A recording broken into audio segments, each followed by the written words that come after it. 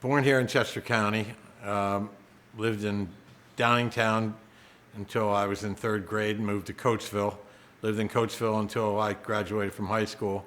I went to Bishop Shanahan, so I passed through Marshallton, from the early days. That's the way we went to Bishop Shanahan, from Coatesville to Westchester on 162. And so always knew about the town, and grew up here, Westchester, as I said, Downingtown, Westchester, and Coatesville. And anything stick in your mind going through town at the time, or as a kid? Well, in my college days, I had a white TR3, and I used to drive around out in the country with my girlfriend at the time, who is now my wife, Yvonne. And one time we just pulled up into the parking lot of the Marshallton Inn, and this was right when it was just converted from a shot and beer bar into a ongoing restaurant by Tom Baldwin. And we pulled in, and I said to my wife, I said, God, I love this building, and someday I'm going to own this. And so I went in, and I introduced myself to Tom Baldwin, and I think that was like around 1969, 68, 69, somewhere around there. And I came out and I waited on tables for a small spell, because at the time I was working, my wife and I, or my girlfriend and I at the time, Yvonne, were working at the Downingtown Inn in Downingtown, which was a big resort. And I was a waiter there, and I was going to Millersville at the time. Yvonne was going to Westchester University, and well, actually it was State College then. And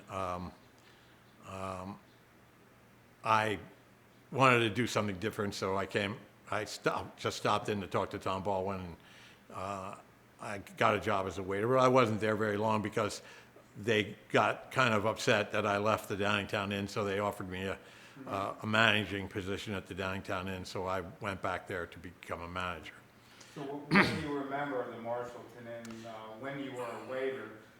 Did it look like it did when you took over, or was it much different than it is now? Well, when the thing about Tom Baldwin and Kathy Baldwin, who also owned the Book Barn in East Bradford, the Baldwin's Book Barn.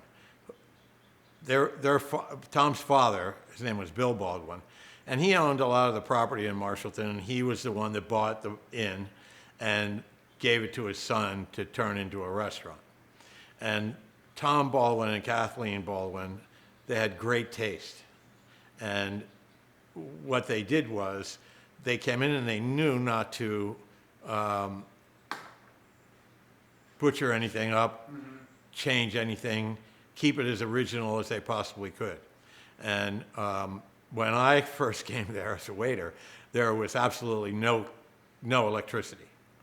It was all candlelight in the bar, candlelights in the dining room, fireplaces, original fireplaces, but no lighting whatsoever. In the kitchen there was, but not in the restaurant.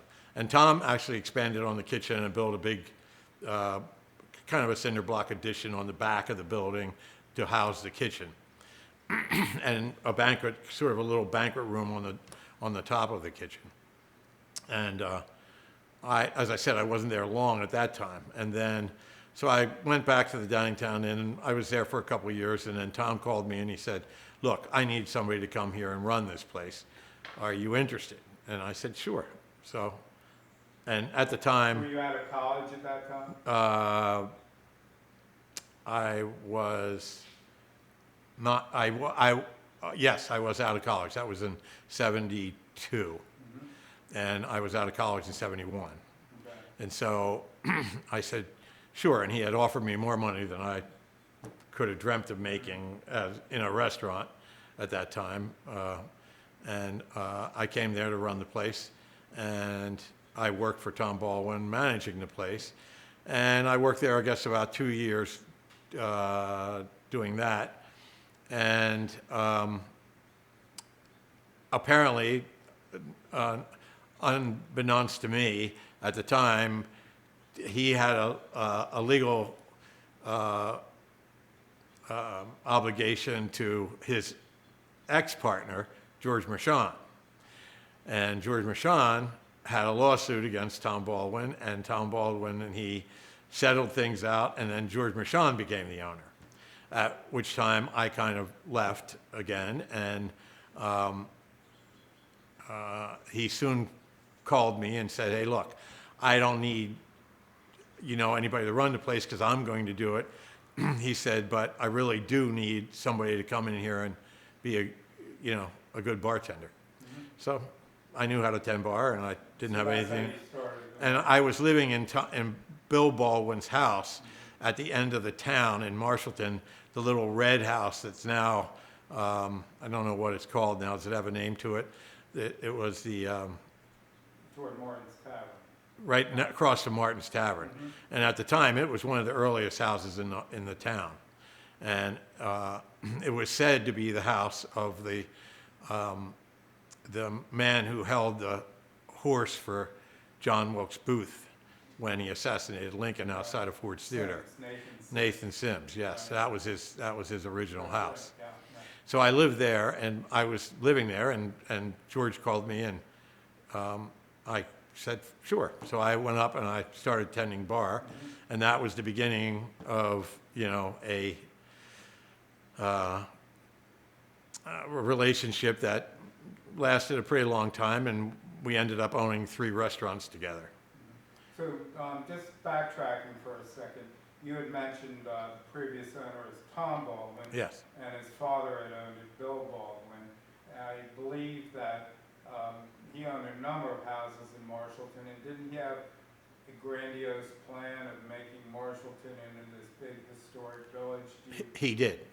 Mm-hmm. And he owned the Boy Scout Hall. Bill Baldwin had a vision for Marshallton that he wanted to make it into a historic town, sort of on the basis of the way New Hope was kind of set up, where it'd be a tourist town and but a historic place, because Bill Baldwin was very much an historian, and he was very detail-oriented about the things that he had, and he didn't want anything to be changed from its original structure. So, but as time went on, Bill Baldwin got elderly, and he got a little senile, and he lost his joy de vivre for changing the town. But Tom still owned the inn, and the inn became very popular. And some of the reasons why the inn became very popular was, first of all, the food was very good, and second of all, he did some things there that, like, he had probably the first, and I never even saw one before, salad bar that was on an old wooden table with big wooden bowls, and where you came in and you went up and you got your own salad, and you cut your own bread at the table, like nice old rustic bread. And it was kind of a sort of a meeting place for the people that went there. When they went up to do that, they met the other people that were in the restaurant, and they all kind of realized that they were from the general area, and it was sort of like, that was sort of one of the things that drove the restaurant. And it became a very popular restaurant, and when I worked there as a manager, we would do, 350, 400 dinners on a Friday and Saturday night. So it was very busy. So what was your relationship with Tom Baldwin? I was the manager while he owned it. Okay. But then, as I said, he sold it. He had to relinquish his part of it to George Mershon, and then I went there and worked for George Mershon as the bartender.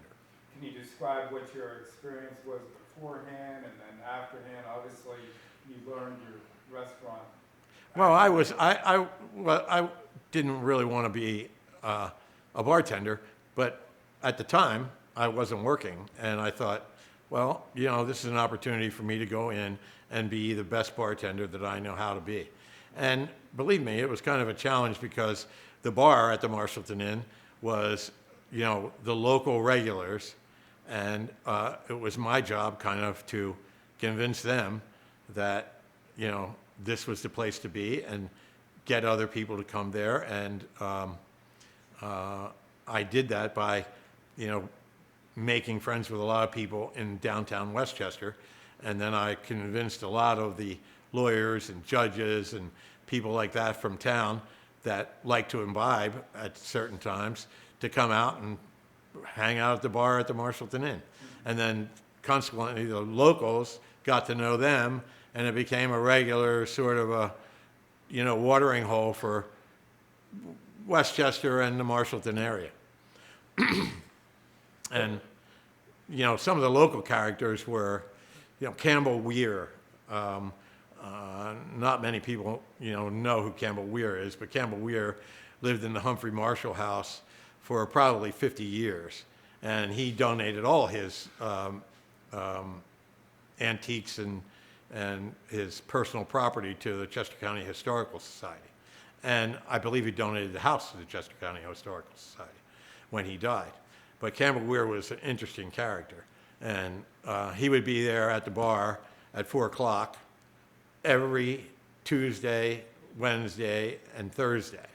He never came on the weekends, but he was there. Happy hour? That was happy hour. Okay. 4 o'clock. And believe me, he knew how to count his change. And he was a character. And there were many others. The Gagliardis, the guy that invented the steak-um. He lived right down the road. He and Joan Gagliardi were, regular customers. Dave and Joyce Ashworth, Jerry and Elaine Hay. I can name a number of people. But I intermixed those people with the people that I met in Westchester. Mark Rowan, Neil Gentry, much younger crowd, but they kind of intermingled, and it turned out to be quite a colorful bar, and it was a very busy place. What about the horse crowd? Well, they were, Gene and Joan were part of the horse crowd, and, there was Jiggs Baldwin, who was Tommy Baldwin's first cousin, and Jiggs Baldwin was a known steeplechase rider, and he was always there at the bar. Bunny Meister, always there at the bar.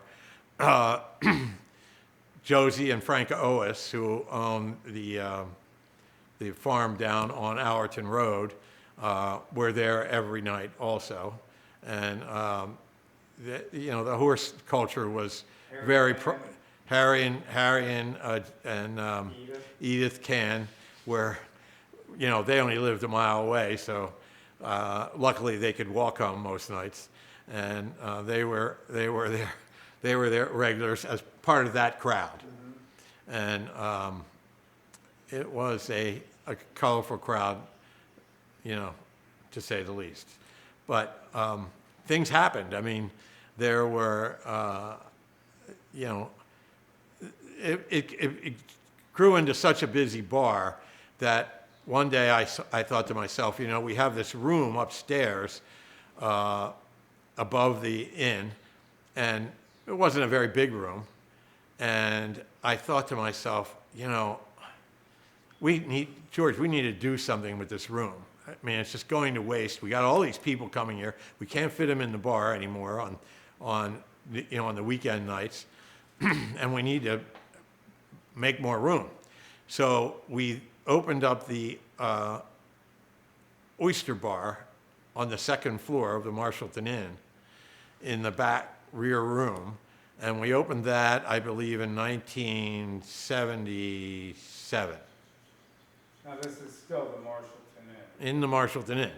We opened this upstairs in this room, and we had probably, 15 tables, and we built this little wooden bar, and we had it back there, and we had a stove in the back that was like just this little gas stove, and we had a blackboard menu that had oysters Bienville, oyster stew, clam chowder, fresh oysters, fresh clams, steamed clams, and steamed peel your own shrimp. And that was all that was on the menu. And people started coming to that room upstairs, and it got overwhelmed with people. And it was just too much for us. I mean, we had I shucked the oysters and the clams behind the bar, and I tended bar up there. And George cooked on the stove, and for my sink, I had a hose running out the back door down the fire escape was to drain for the hose. But it was a colorful place upstairs, but much younger crowd. So all the younger crowd went up there, and that was only on Wednesday nights. And then the older crowd, it was Wednesday and Thursday nights, I'm sorry. And then the older crowd was down at the bar downstairs. And that bar was the original bar that was built in there when it was a tavern, when it was a drover's tavern. Okay. And that was the original bar that was in there. And it had never changed. One of the things that Tom Baldwin did, and we kind of honored that history, was we never put any lighting. We never had a TV. We just had some jazz music playing, and that would be it. Mm-hmm. But there was no electronics, and the floors were all original. The ceilings were all original. And as a matter of fact, one of my good stories about after I had departed the Marshallton Inn and I had been gone for many years, I went back to a birthday party about 15 years after I had left there, and it was a birthday party for Ellen Donahoe, and we were all out in the bar afterwards, and the bartender, who was a girl that had worked for me, said, "Hey, Jack, come on, tell us a story about when you were here, back when you were here." And something clicked in my brain, and I said, I have something better than a story. And I took the bar stool over and climbed up on the windowsill, and I moved some of the boards between the rafters, and I reached up inside the rafters, and I pulled out the New York Times, and the mice had eaten around the whole edges of the Times, and it said, "Man lands on the moon." And I put that up there when I was a waiter in 1969 when I was working for Tom Baldwin. And I stuck it up there, and I totally had forgotten all about it until that night when they said, "Come on, tell us the story." You lift the boards up and get access to it. Oh, we just pushed the boards aside because they were original boards that were up there. And there it was. That's original newspaper. And that was kind of cool. But and the bar was filled that night with a lot of the old regulars that were there, and they were going, "That's unbelievable. You planted that up there." And I said, "Oh yeah." And I planted the mice to eat around the edge of it too.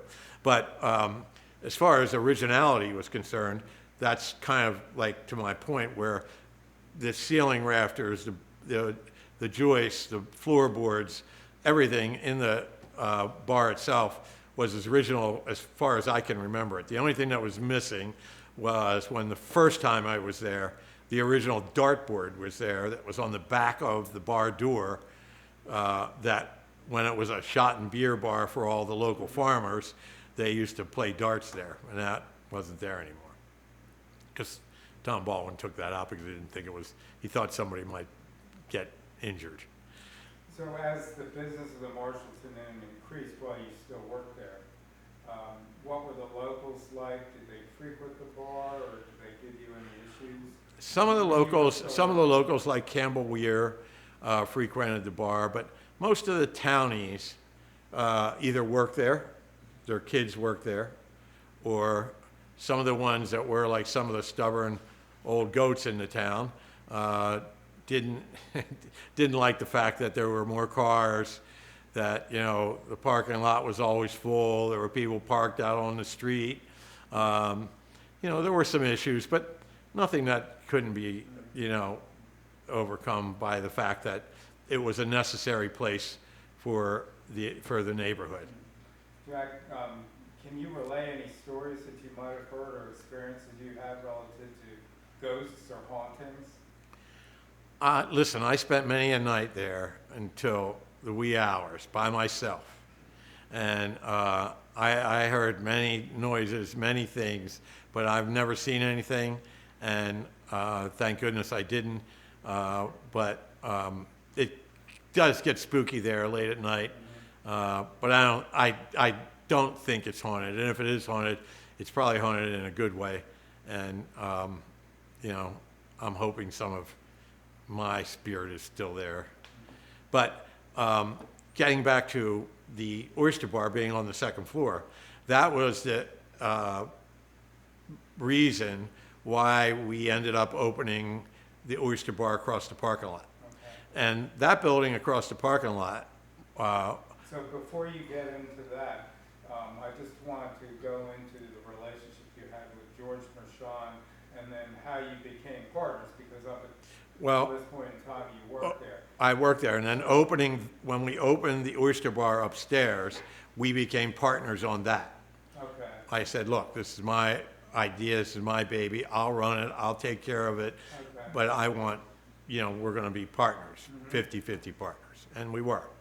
And On the Oyster Bar. upstairs of the Marshallton Inn.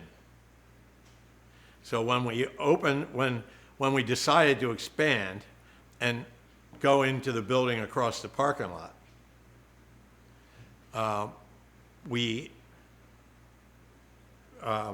there were different shops over there at the time, of which they kept going out of business, in and out of business, and then the whole first floor, there were 2 apartments on the second floor, and the whole first floor became vacant, and we decided to move what we had created upstairs across the parking lot into where today is the Four Dogs. And what was the original building? That was the carriage building for the inn. So when the drovers and the hog drovers and the people came from Lancaster, this was, Marshallton was the halfway point between Lancaster and Philadelphia.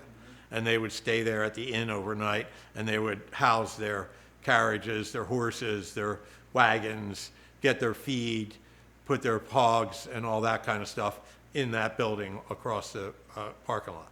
So at your early days there, what was in the, There were shops in there. There was a, well, describe it. there was I a, don't want there was a shop run by Tommy Baldwin's sister that was a mineral kind of stone shop. And then there was like a little general store in there, and, you know, with candy and that kind of thing, and ice cream and sort of that kind of thing. And I don't remember any of the other stores, but they weren't long lasting. Were they physically divided? There were 3 of them. So we went in and just knocked all the walls down and opened up the space that was the original space of the carriage house. And we decided, Who owned it? Did you own it? we owned that at the time. Well, George owned it. Okay. But I became a partner when we went over to do the work. And one of the reasons I became a partner is because I got the liquor license for the place. And the way I got the liquor license for the Oyster Bar was, at that time in Pennsylvania, liquor licenses were doled out by population. And it was by population of the municipality. So West Bradford Township didn't have enough population to support another liquor license. Well, at least, you know, according to the census it did. But lo and behold, one day somebody came and knocked on my door, and they said they were taking a sewage census. And I asked them if the sewage census was a census that could be counted as a complete census of the township. And they said yes. So I went and I got a hold of the sewage census, and it went like 200 people over the limit for a new liquor license. So I went and applied for a new liquor license, and I got a new liquor license to put in the new Oyster Bar. And that's when George and I became partners on both the building and the license. Okay. And that was in 1978. So So how did it get built? Who designed it? Who built it? So at the Talk about it. at that time, I was doing a lot. I had graduated from college in industrial arts, and I was pretty handy at things. So I did a lot of work myself. But I went out on a quest to find objects to put in the place, and one of them was the bar. The bar I found down in Germantown, and it was an old apothecary store that I bought the whole thing. I bought all the apothecary units, the rolling ladders, the whole back. It was all the back bar. The front bar we built just to mimic the back bar, but the back bar itself was an old apothecary store from Germantown on Germantown Avenue. and then we both did a lot of the work ourselves, did a lot of design work. The fireplace that was put in the bar itself was designed after a fireplace that I had seen down in Taos, and we wanted to mix kind of like not a contemporary thing, but sort of like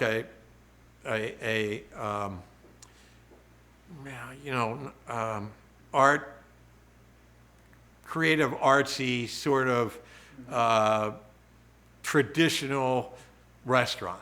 We didn't want it to be old like the Inn, and we didn't want it to be brand spanking new like some, place that opened, in downtown Westchester. So we just mixed a lot of creativity to it, really wide, random with barn floors that I found up in Lidditz, PA. Terracotta tiles in the bathrooms that kind of gave it a Eastern flair. I mean, it was a very eclectic design, and we did it both ourselves. And the guy that was the contractor was a guy named Doug. I forget his name now, but he was a guy that collected a lot of old farm material and things like that, and helped us do the work. And so we ended up opening the place with a blackboard menu, again like we had upstairs, but a much expanded one. And we called it, of course, the Oyster Bar.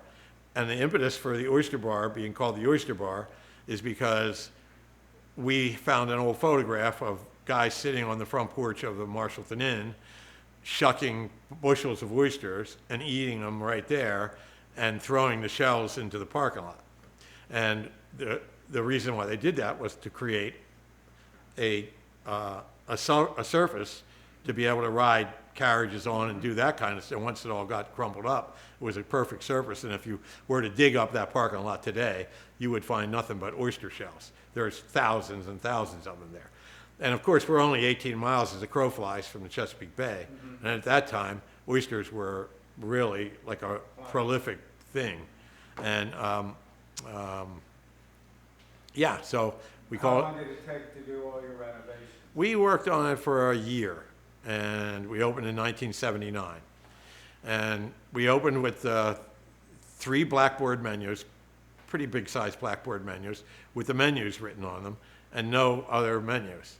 And it was quite confusing for the customers because nobody had ever seen anything like that. And I got that idea from the commissary in Philadelphia that had just opened up, and got by a guy named Steve Poses, who was like the creative mind in Philadelphia of restaurants at the time. And so what would happen, people would complain, we don't have a menu, we need a menu. And the waitress would just say, well, you have to go up and look at the menu.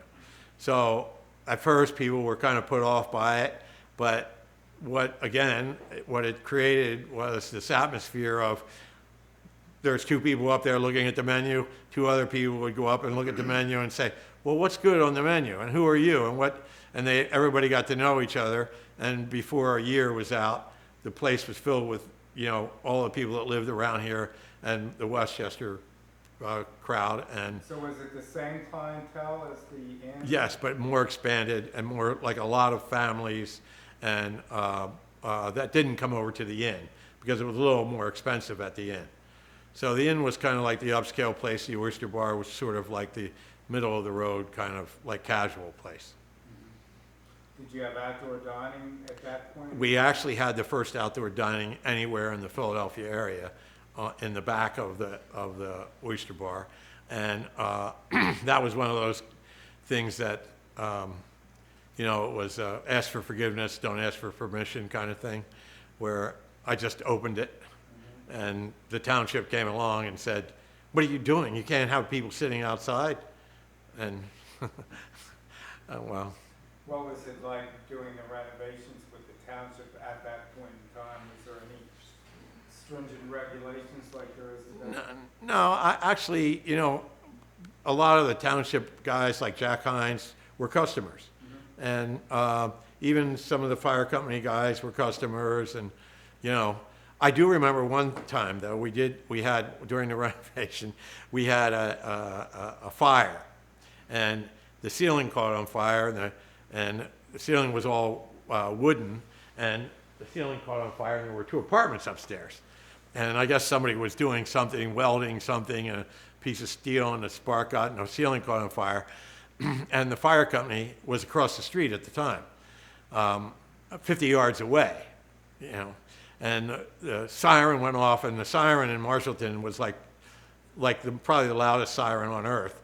And the siren went off, and and we construction guys, we got them out of the place, and the fire engine doors rolled open, and the fire truck pulls out of the fire company, and there was a dip in the road, and the fire truck hit the dip, and the axle fell out of the fire truck, and the truck couldn't get across the street to put the fire out.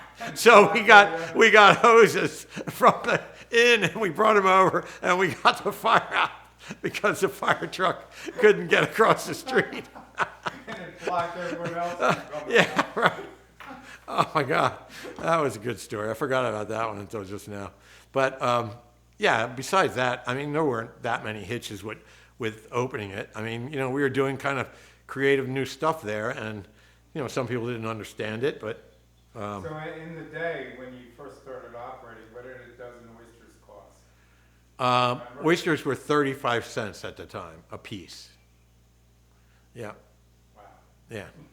And I think clams were 20 cents.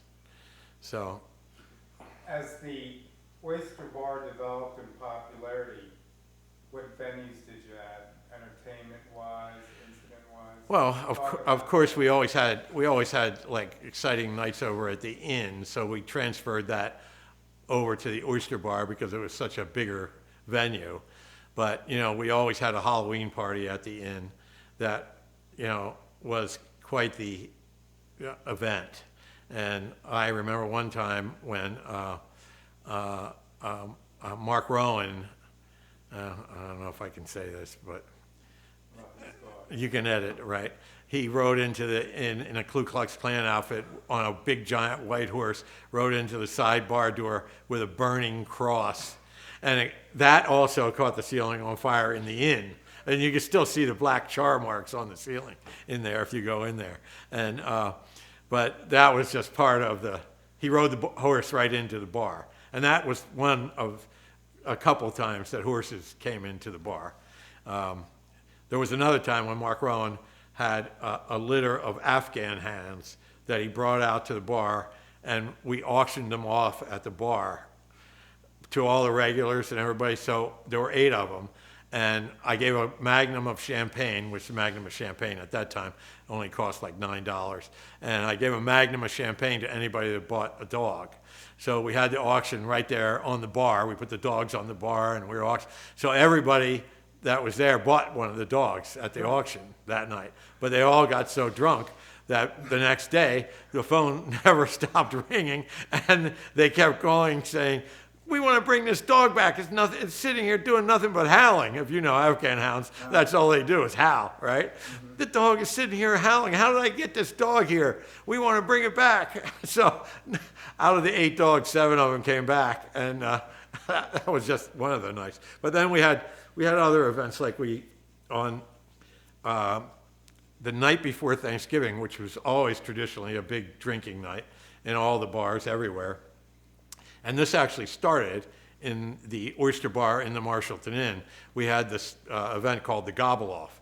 And it was started by a guy like two guys named Gordon Woodrow and Bill Hamill, and they got up on a bench, and they took maraschino cherries, and they had them hanging from their noses, and they were gobbling at each other, and everybody was voting on who was the best gobbler, and that was the beginning of the gobble off, which grew into a like 2,000 person event that we had to build a tent off the back of the Oyster Bar to house it in, and I think it still continues to this day at Kildare's in Westchester, where I had moved it to when I moved from the Marshallton Inn to the restaurant and bar. But it was quite the event, and we gave away prizes to Ireland, the trips to Ireland, and we gave away, live turkeys, and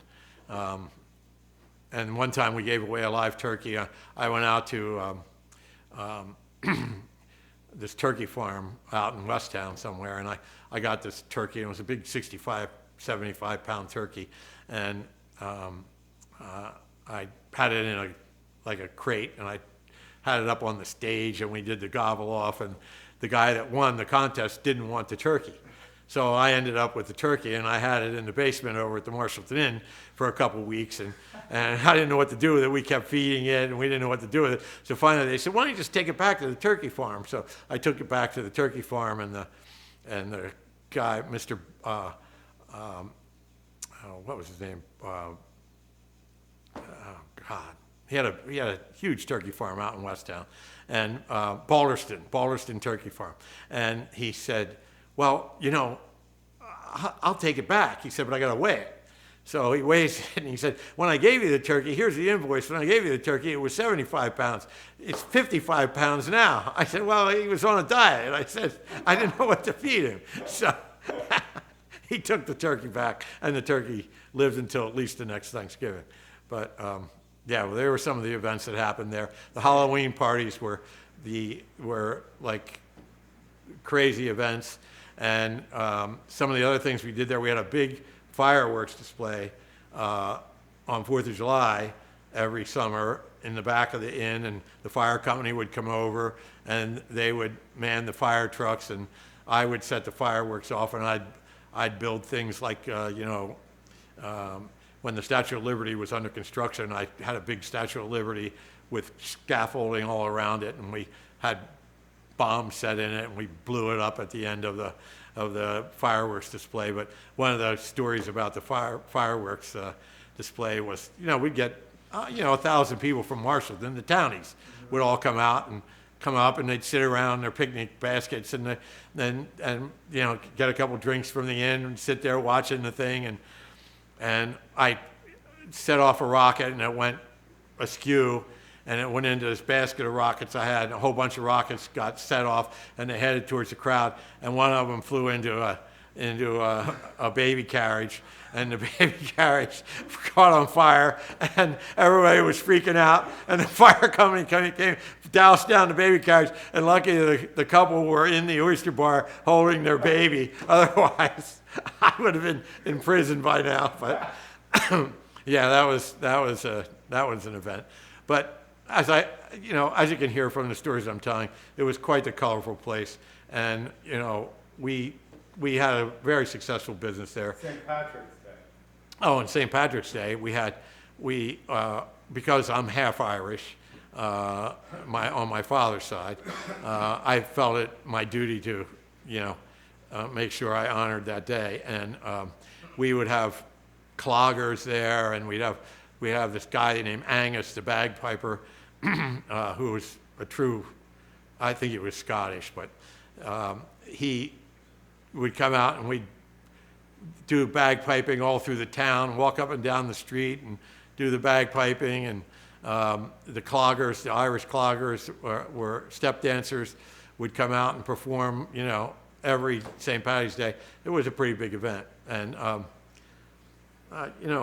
as I said, it was a colorful place, and very successful. And from that, we went into Westchester, where everything in Westchester at that time, there were no bars, there were no restaurants, right, and most of the buildings were abandoned. And George and I bought 2 abandoned buildings in there and opened up an establishment called the Restaurant and the Bar. The triathlon started in 1973, and the idea came from, I used to run, I was a runner. When I attended bar, I ran during the day. I competed in a lot of marathons, that kind of stuff.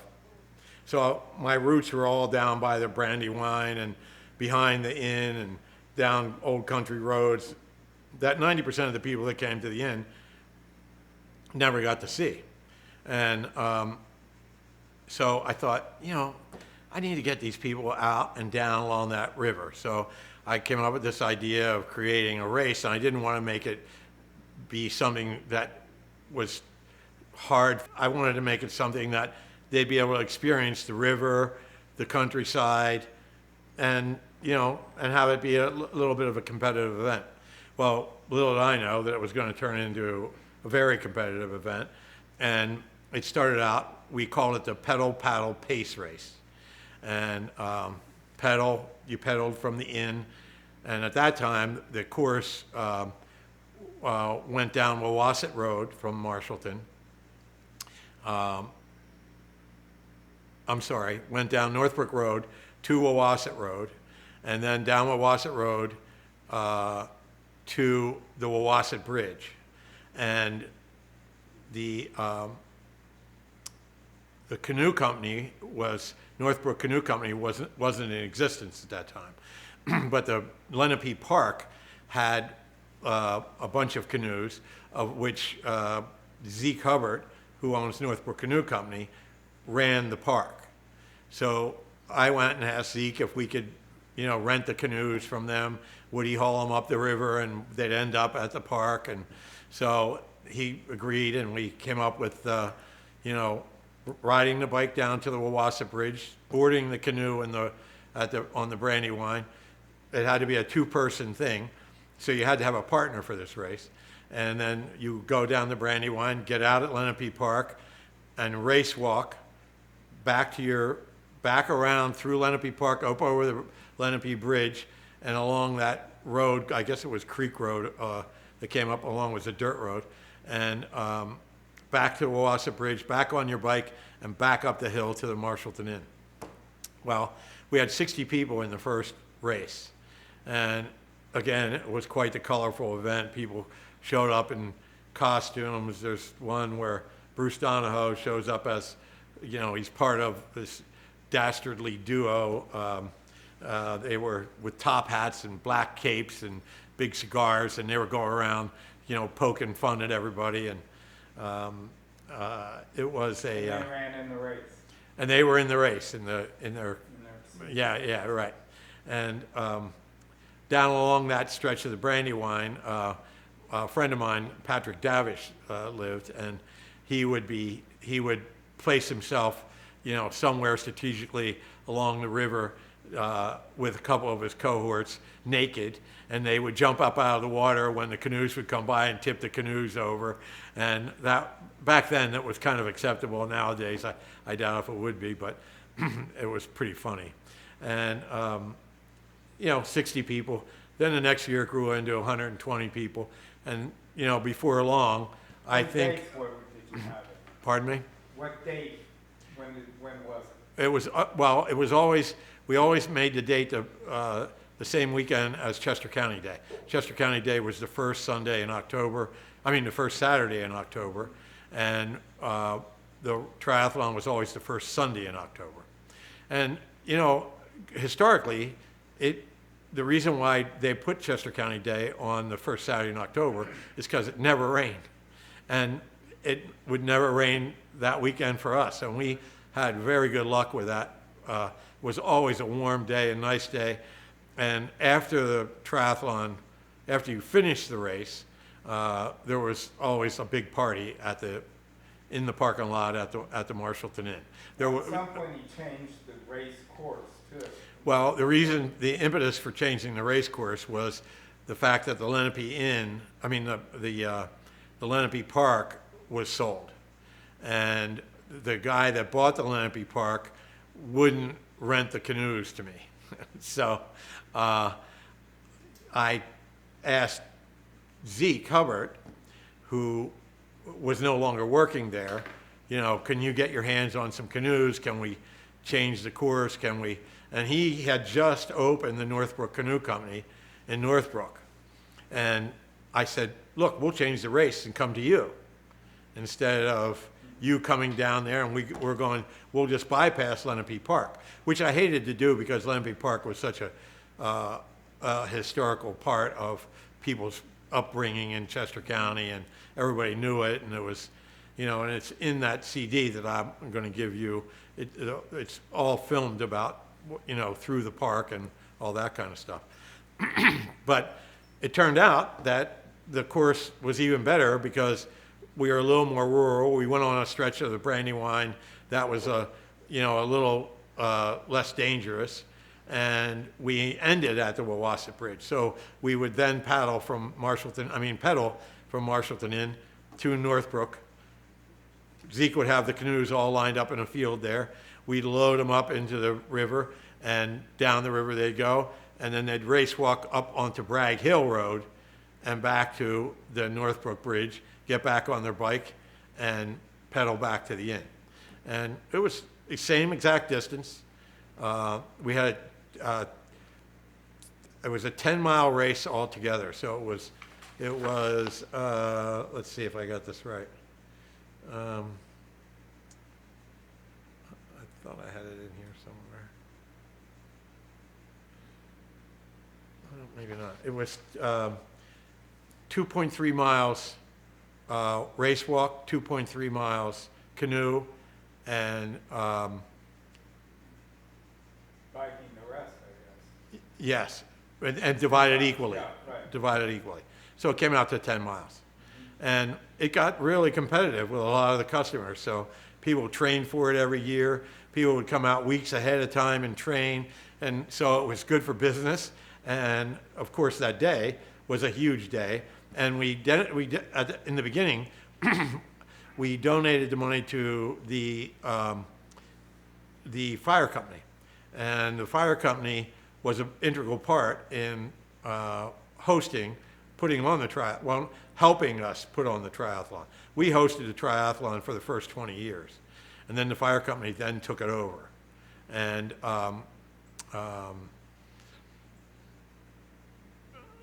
but we needed them to block off the roads and do policing and all that kind of thing. So it was and then at some point, the proceeds were split between the Chester County Hospital and the fire company because it got so big that there was a lot of proceeds. So the first one was 60. How big was your largest? When I left it, I remember we had 3,200. And 3,200, and it kind of stayed at that level. Year 10, there was probably 2,000. And the makeup was diverse. It was families. Describe the makeup. It was families. It was competitive people, with people that trained for it, race walkers from all around the country. And the reality of it was, not too many people know this, is that it's the first triathlon ever. And if you Google that, you'll see that we spelled triathlon wrong, actually. We spelled it with a A, and it's triathlon, not triathlon. And do we spell it that way in this thing here? Uh-huh. Yeah. And and you can't find a history of a triathlon anywhere besides the Marshallton Triathlon. It's the first triathlon in existence, including the Ironman in Hawaii and all the rest of them. Mm-hmm, mm-hmm. So, can you describe the atmosphere, the flavor of being a participant, going down to the bridge? Well, first of all, it was a hair-raising ride from the inn down to the river because it was all downhill and really steep downhill. How many people And were? there were, I think we had 50 people in a heat. I think it was 50 people in a heat. So you'd have 50 people, but not all of them were competitive. Mm-hmm. So we'd put the competitive people in the front of the heat, and the family people in the middle of the heat. So we never had any real injuries. We had one spill where somebody got a head injury, but nothing, that was long lasting or anything like that. And we always had ambulances and we had safety precautions, and we always told people, we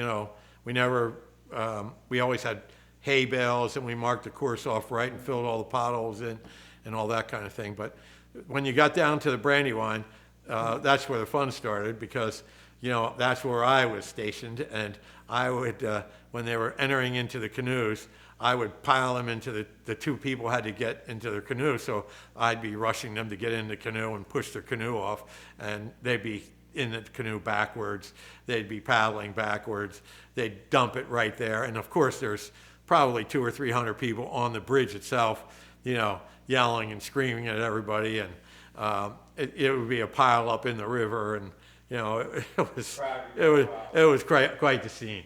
But it was fun, and it was and then that was part of what everybody talked about when they got back, and then we had we'd have the Westchester University Centurion Band playing, the jazz band playing in the parking lot, and we'd have another band playing out in the field, and it was quite the festive event.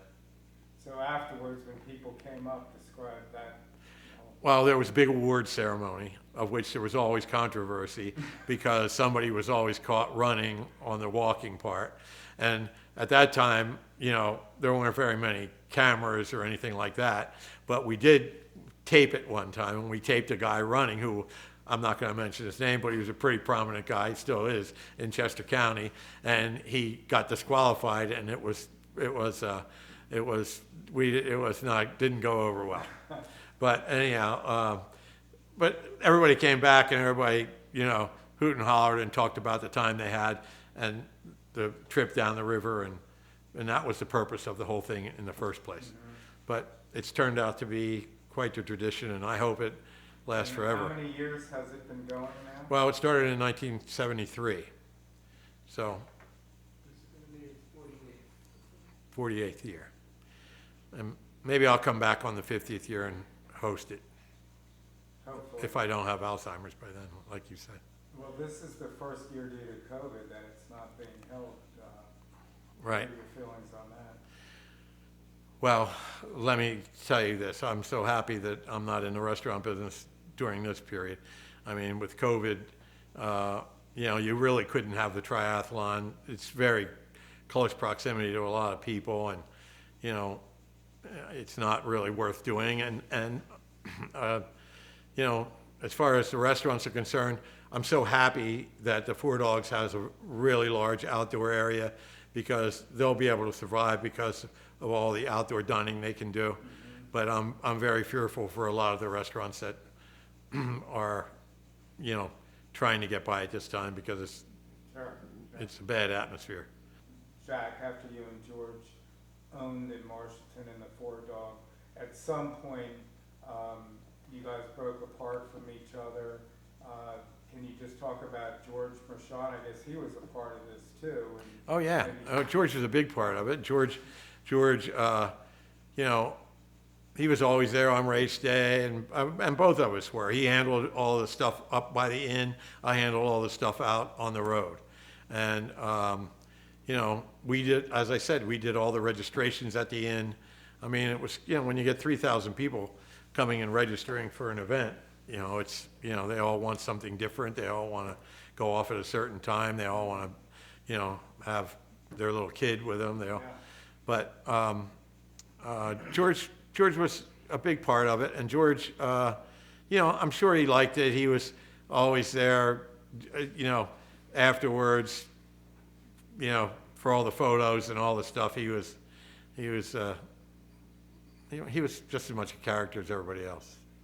And then you parted your ways, and who followed you into after the Marshallton Inn? Well, George and I separated, and I ended up taking over the properties in Westchester, and he took over the properties in Marshallton.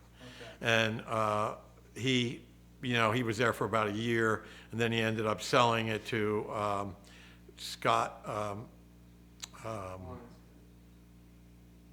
Warren Scott, right. Mm-hmm. and his partner, and Warren Scott, and Warren Scott passed away, unexpectedly, and I believe he then had Dave Cox as a partner, and then Dave Cox ended up buying the entire place, which is a good transition. He's a good chef, and he runs a nice place, and I'm happy to see that because I had a long history there. I mean, not too many people. My history there was from 1973 until 1994. So, that's 21 years. So in those years, and even going back now and looking at Marshallton with the old Marshallton families, just give me your feeling of how Marshallton is now. Well, one of the greatest things that ever happened to Marshallton, and I'll reflect back on that sewage census, was the sewage census. First of all, it provided a liquor license for the Oyster Bar, and second of all, it provided the impetus to put in the sewer treatment stuff that was put in, I guess, maybe 10 years ago now, right? And that changed the whole dynamic of the town, because at the time, there was no place. I mean, when we owned the Marshallton Inn and the Oyster Bar, we had to have trucks come and pump every, 3 days. And, being honest about it, it wasn't a very pleasant smell to have outdoor dining and have, that on the premises. And not any house in the whole town all of it had private sewer and private water. So your well was located right next to where your sewer system was. And that just wasn't a healthy atmosphere. And one of the best things that ever happened to Marshallton was public water and public sewer. And then they did the streetscapes project. I think that all came along at the same time. Yeah. So Jack, as a final comment, you've been involved in Marshallton, the Marshallton Inn, the Oyster Bar for many years. What's your personal feeling going back there? Obviously you're proud of it. Just give me your gut feeling. I love the town, and I had a chance at one time to, when we were talking about Bill Baldwin wanting to make it into a sort of a little resort town, I had a very good customer, and his name was Ralph Roberts. And I didn't know much about Ralph, except that I really liked him. And his wife, Suzanne Roberts, they lived outside of Marshallton, and they were in the inn probably 2 nights a week, and he and I became very good friends. And he contacted me at one point, and at that time, I had owned about 6 buildings around the inn, and I still own with George, with my partner, the inn and the Oyster Bar, but we are getting ready to, have our split. So, Mr. Roberts, who now who he owns Comcast, came to me and said, "Look, why don't we take this town and buy everything in it, and make it into a real town that people can come and visit." And as much as I kind of, at the time I came home, I was so excited. I said to Yvonne, I said, Ralph actually came here, and we left here and went up and toured all the properties and went around and figured out what we could do there.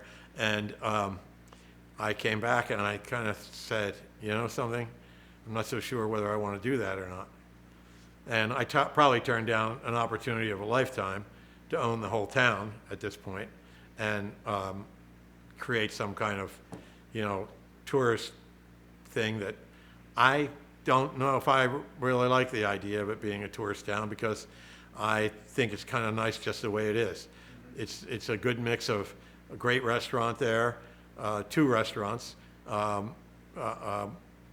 great historic structures, people that are really concerned about what happens in the town. And I don't think it needs to go into that phase of being another New Hope. I think it's kind of nice just the way it is. Yeah. And, I would like it to stay the way it is now, probably more than most people would, because I just remember it still has all the memories for me that it did when I was there in 1973. Well, that's a great point of comment there. Yeah.